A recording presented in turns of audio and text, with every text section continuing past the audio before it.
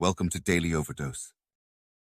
Here's the big challenge of life. You can have more than you've got because you can become more than you are. That's the challenge. And of course, the other side of the coin reads, unless you change how you are, you'll always have what you got. Success is something you attract, not something you pursue.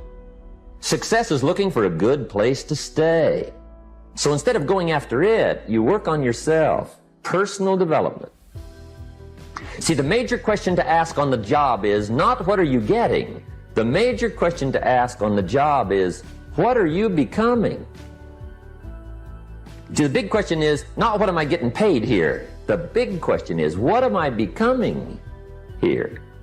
Because true happiness is not contained in what you get. Happiness is contained in what you become. I have found in my experience that income does not far exceed personal development. Now, sometimes income takes a lucky jump, but sure enough, unless you grow out where it is, it'll usually come back where you are. Life has strange ways.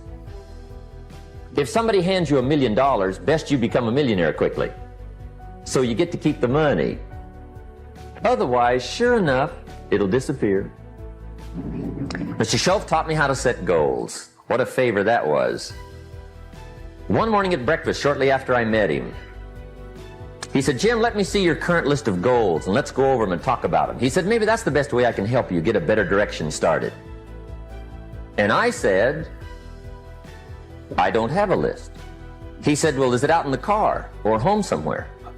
I said, no, sir. I don't have a list anywhere. He said, well, young man, that's where we got to start.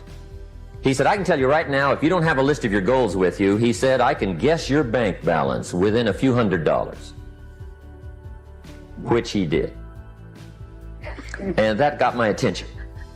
I said, you mean my bank balance would change if I had a list of goals? He said, drastically. If you're good, it'll stand out. This idea that, like, oh, it's easy for you to say. Everybody's got these stupid barriers they put in their own head. You got to resist those goddamn things because they don't do you any good, and they certainly define the potential for your future in a negative way that's not self-serving, and it's not even real. You know, you put this artificial ceiling on the potential for what you're doing. If you hit a wall, okay, that just means you need to regroup and rethink. It doesn't mean that wall's there, especially when it comes to something like social media or like a podcast, something where you're putting out a piece of art, you're putting out something that you've created. There's no wall as far as like how many people are going to enjoy it or how far it's going to go. It's just, it is what it is. And if people don't like it, make it better. If they like it less, fix that. Figure out a way to do it. You can do that. And this idea that there's no way to get past the starting block today is just ludicrous. It's crazy. And it's just this poor thinking. And people that are trapped in bad situations, one of the problems is you feel like this is your future. You feel like, and you can't get out of that. There's no hope. There's no light at the end of the tunnel. There's no rainbow. And if you feel like that, that alone can be incredibly defining and limiting. But if you look at yourself objectively and say, okay, I kind of am here. I'm in credit card debt. I'm working in a job. I don't like what I'm doing, but I have some ideas. I need to feed those ideas. And I need to feed them and water them. And I need to set aside a certain amount of time every day to just try to make those things happen. You can do that. But I had fallen so flat on my face for the first time in my life. I was depressed, asking myself, why? Why me? How can this happen? I worked so hard. Hard work pays, I always thought. It's not paying for me. I got nothing. I literally had $7 in my pocket, so my $7 story. That failure, rising from that to say, it's not over for me. I'm immediately gonna launch myself into training for professional wrestling. I couldn't have launched myself with that type of training that I did every day for hours in a boxing ring that was stiff like concrete. Every day for hours. I couldn't have launched myself with that type of mentality had I not fallen on my face after 10 years of football failed. Sometimes desire waits for a trigger, waits for something to happen. Who knows what the happening may be? A song, the lyrics, a movie, the dialogue, a seminar, a sermon, a book, an experience, confrontation with an enemy, a conversation with a friend who finally levels with you. Whatever the experience it is, it's so valuable. And here's my best advice. Welcome all experiences. You never know which one is going to turn everything on. Don't put up the walls. The same wall that keeps out disappointment keeps out happiness. Take down the walls. Go for the experience. Let it teach you.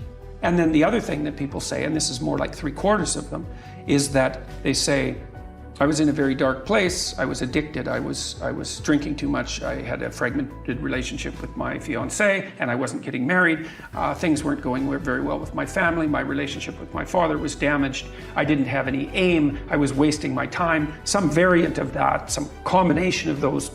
And they said, well, I've been watching your lectures, I've decided to establish a purpose, I'm trying to tell the truth, and things are way better. Let's say I've done maybe 8 or 9 large-scale public talks in the last 2 months, so that's probably 20,000 people, and about half of them, a third to half of them, have stayed afterwards to talk to me, so that's about 7,000 people who have said that to me. And then people stop me on the street all the time and tell me exactly that story. I have a purpose, man. My life actually matters. I finally realized that, and I'm putting it into practice, and I'm bearing up under the heaviest load I can imagine, and it's really helping. It's like, God. Human beings are emotional creatures. And emotions are powerful for life change. Now, of course, emotions are so powerful they can go either way on you. Emotions can either build or destroy. So you really have to employ emotions properly. We call civilization the intelligent management of human emotions. If you can intelligently apply your emotions in the right direction, no telling what can happen. Could turn your life around one day. People have asked me for the last 24 years, how do you develop an above average income?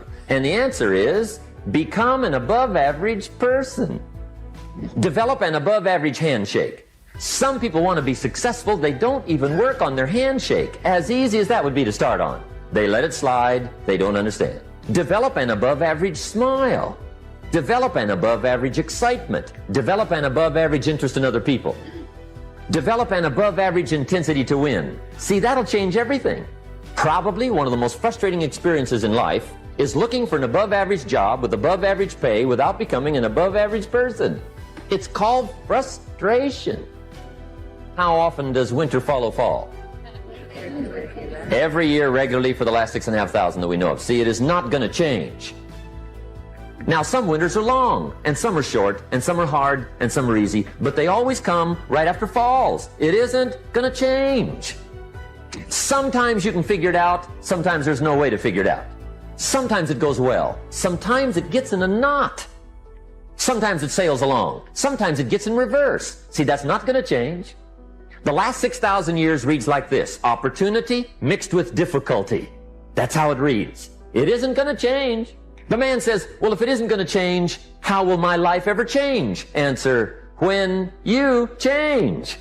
And whether I'm talking to high school kids or business executives, my message is always the same. And it goes like this: the only way it gets better for you is when you get better. I use the definition of self-confidence to be the ability or the belief to believe in yourself to accomplish any task, no matter the odds, no matter the difficulty, no matter the adversity. The problem is we expect to be self-confident, but we can't be unless the skill or the task we're doing is not novel, is not new to us. We want to be in a situation where we've had so much pressure in that. And what I mean, because pressure builds diamonds, we want to be in a situation where, hey, I've done this 1,000 times because I make enough mistakes and the newspapers will recognize it and people around me will recognize it and they'll tear me down. And pretty soon I'll begin to believe it. There was a time when my confidence was really low because there are moments, and we'll all experience them in our career, in our life, in our job hunting, in our relationships, when we are not feeling good about who and what and where we are. How good should you feel about yourself? Well, you might say, well, you should grant yourself the right to exist like you do everyone else. That's sort of like a basic human right. As a human being, you're valuable. And then maybe you should sort of think you're about as valuable as other people roughly think you are. That seems about right? So the right amount of self-esteem would be your perception of your value within the context of a group. How much misery about yourself do you have to have before you're motivated to improve yourself? None? Well, that doesn't seem right. But we also don't know whether it's shame or guilt or anxiety or pain or, these negative emotions that motivate you. Now, it's clear that if you have enough negative emotion, that can paralyze you.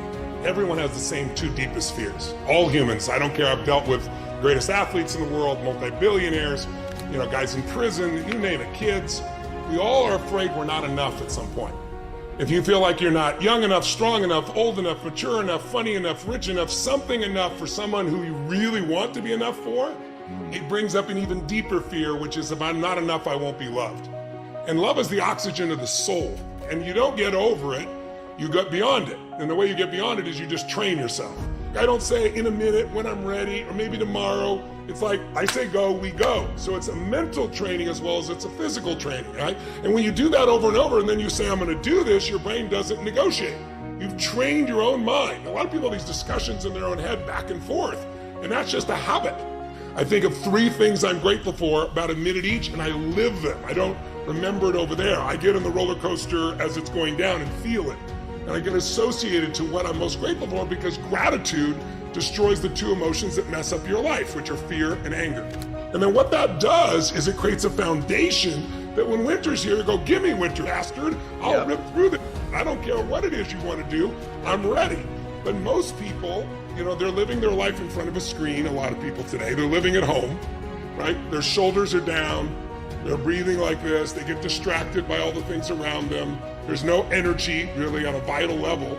And then so what happens, there's no stimulus from being at the office for some people anymore. And so what happens is people's lives have gotten down to a low level of energy. Well, I believe that you have to build belief. Belief is like, there's an after school special belief where the mom says, believe in yourself, and that's all great, but there's also a built belief. Confidence comes from the thing that you built. You must build belief. You must build confidence until you're able to really put yourself into that dream, but don't make dreams your master. That's where you truly become what you're destined to become. A lot of people sit back and they dream about being a sports figure, or dream about being a SEAL, or dream about being an astronaut, and all it is a dream. They don't put the work behind the dream. That dream has become the master. When you become the master of your dream is when you say, I want to go be a Navy SEAL, and you say, okay, I'm gonna lose 106 pounds in less than 3 months. The dream was the one thing I thought about, and the dream was now gone. Now, what comes in, the dream goes away, and the laundry list of details and tasks come up. Gotta do this, gotta do this, gotta do this, gotta do this. That's when you become the master of your dream. So, a lot of people out there dreaming. If you're gonna get a new result, if you're gonna grow your business, if you're gonna be able to support your mom, if you're gonna get rid of the anxiety, if you're gonna be able to overachieve and not have all that fear inside of you, you obviously need to get a new result. You're gonna have to get new action. We all know that. You don't get new results with old actions doing the same thing. What human beings can do is amazing. What they will do is usually disappointing. It's not because we're not capable of it. It's because we don't have new actions because we get in certain emotional states that dominate us, like anxiety, like fear of failure, right? Like the fear of the loss of your mother as an example. So if you're in a state of fear, you're gonna behave very differently and get very different results than if you were in a place of being courageous or bold or warm or connected or playful, any of those. So the most important key to changing your life in any situation is to change results, you gotta change behavior, but to change behavior, you gotta change the emotional state you're in. If you take that same person and you change the tempo at which they move, you bring their shoulders back and change their breathing pattern, if they make a faster gesture, if they speak more rapidly, it fires off a different biochemistry in you. And in that state, you will take radically different actions. Put both your hands on your hips like Wonder Woman or Superman or that stuff, right? If you stand like this and you breathe deep for just 2 minutes, what the science found was that you will absolutely increase your testosterone by 20%. Man or woman. You'll drop your cortisol, which as you know is the stress hormone, by 22%, and you're 33% more likely to take action if you wouldn't have before because fear would have stopped you. So if you are in a situation, you think of the worst scenario, Your mom dying.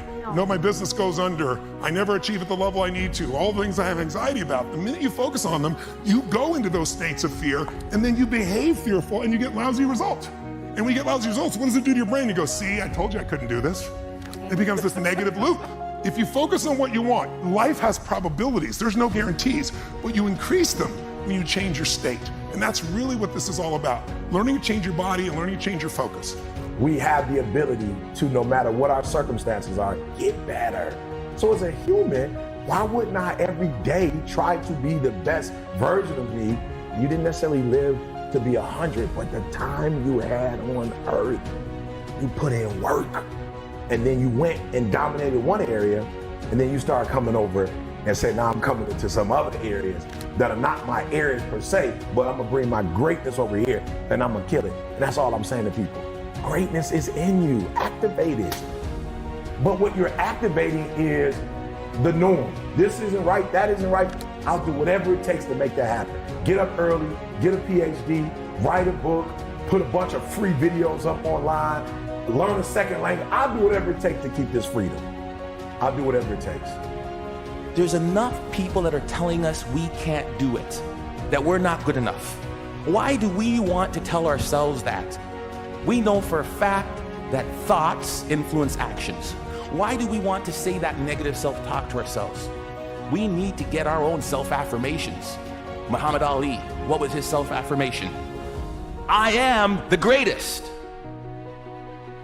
There need to be quiet moments in your bedroom that we need to reaffirm, I am the captain of my ship and the master of my fate. That is my affirmation. We're supposed to be different, folks. And when people look at us, believe in yourself.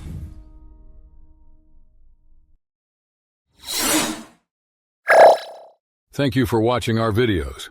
Please like and subscribe to our channel so you won't miss another video.